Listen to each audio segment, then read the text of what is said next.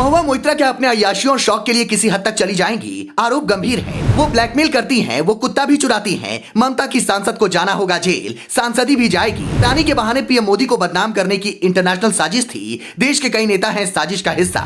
महुआ मोइत्रा को देश में फेमस होना था और वो अब बहुत फेमस हो गई हैं। पहले उनके निजी तस्वीर वायरल हुए जिसमें वो सिगार और शरबत का सेवन करती हुई दिखाई दे रही हैं। जब नेताओं की ऐसी तस्वीर जनहित में जारी हो जाती है तो नेता की छवि का क्या होता है वो जनता चुनावों में बता देती है।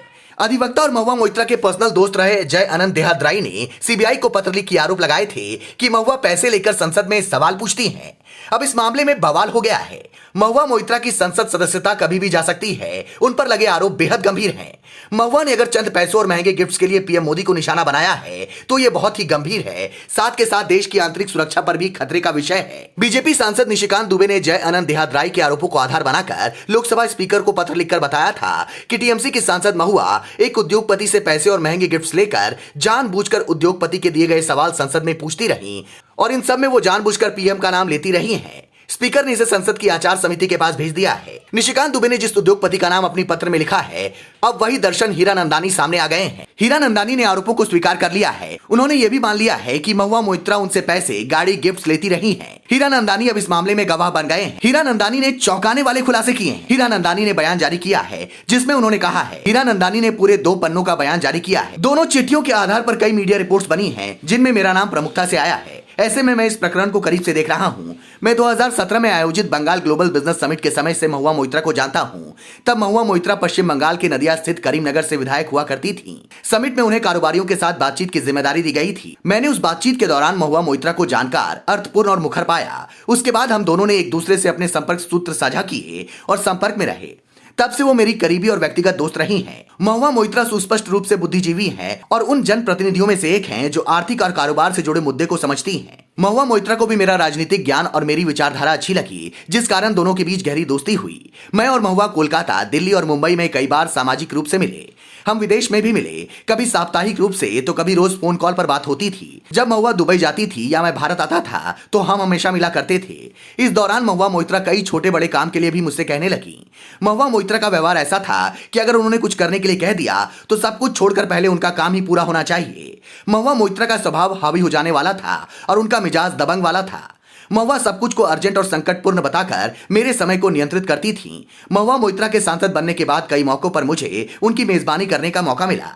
इसके बाद वो राष्ट्रीय राजनीति में पहचाने जाने लगी और कई प्रभावशाली लोगों के संपर्क में आई। महुआ ने मुझे बताया था कि उन्हें 2 बार राज्यसभा की सीट ऑफर की गई थी, लेकिन वो जनता द्वारा चुनकर सांसद बनना चाहती थी। वो काफी महत्वाकांक्षी थी और राष्ट्रीय स्तर पर अपने लिए नाम बनाना चाहती थी और उनके दोस्तों और सलाहकारों ने उन्हें बताया था कि इसके शॉर्टकट हैं भारत के माननीय प्रधानमंत्री नरेंद्र मोदी पर व्यक्तिगत हमले करना।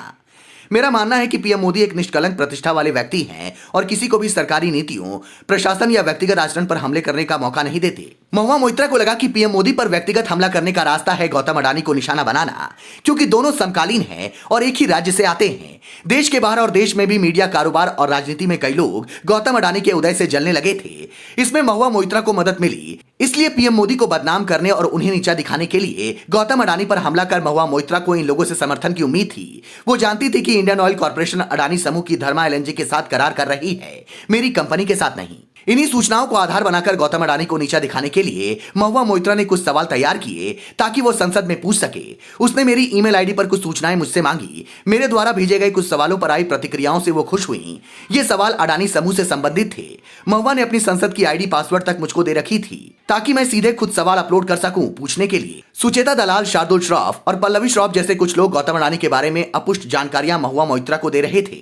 महुआ राहुल गांधी व कई कांग्रेस नेताओं से संपर्क में थी। फाइनेंशियल टाइम्स, न्यूयॉर्क टाइम्स और बीबीसी के अलावा कई भारतीय मीडिया संस्थान भी महुआ के संपर्क में थे। कईयों ने खुद को अडानी समूह का पूर्व अधिकारी बताते हुए कई जानकारियां भेजी। मैं इन्हीं अपुष्ट सूचनाओं के आधार पर सवाल ड्राफ्ट करके अपलोड करता रहा। इन सबके दौरान महुआ मोइत्रा से उनकी दोस्ती परवान चढ़ती रही।